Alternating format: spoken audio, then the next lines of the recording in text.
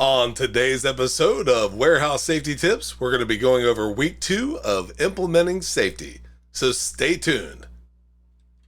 Welcome to Warehouse Safety Tips. If you're a seasoned vodcast viewer, this vodcast is going to be different from most that you watch.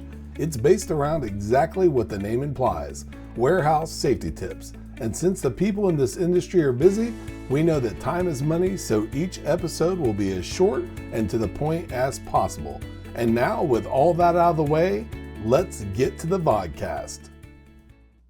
What we've been trying to do on this 5-week series of implementing safety is have things that safety managers, safety coordinators, or staff that's handling anything to do with safety to where they're able to go through and have things that they can do in the form of meetings, shift meetings, pre-shift, post-shift, anything that is going to be a meeting, whether it's short or long, to kind of keep safety top of mind. That could be everything from hanging up visuals, doing a morning briefing or a pre-shift briefing or a post-shift briefing that talks about safety.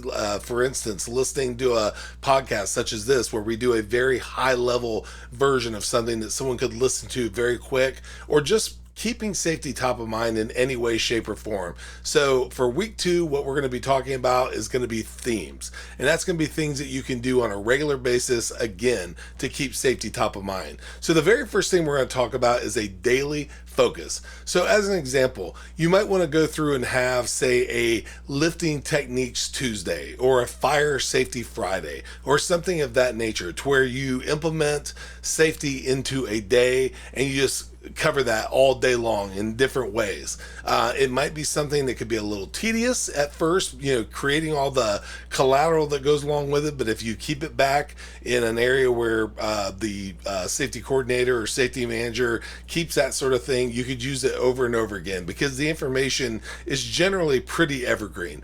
The next thing is going to be the same thing with a weekly campaign, such as PPE week for personal protective equipment. The next thing is going to be number 3, monthly objectives. That could be something like a fall prevention month, going over things that are related to those topics. The next thing is going to be compliance and prevention. So compliance could be something that you already know about, that you train on, that you talk about, that you have in your manuals and all that kind of stuff. Prevention might be a close call that happened, and what could you do to, number 1, prevent it going forward? What could you have done to take care of it while it was happening? Okay, and that sort of thing. And last but not least, plan ahead. Always know your daily, your weekly, your monthly, your quarterly, your bi-yearly, all the different things that you're going to be doing, to where it doesn't sneak up on you and you have to go through and do something fast.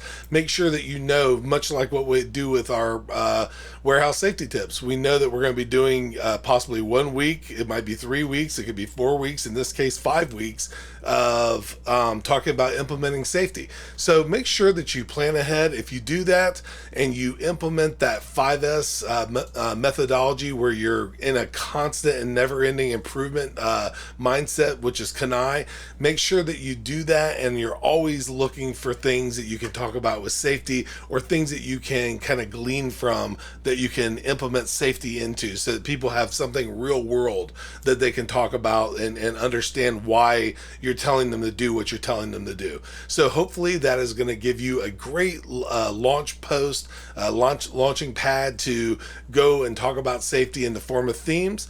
We thank you so much for being part of another episode of Warehouse Safety Tips.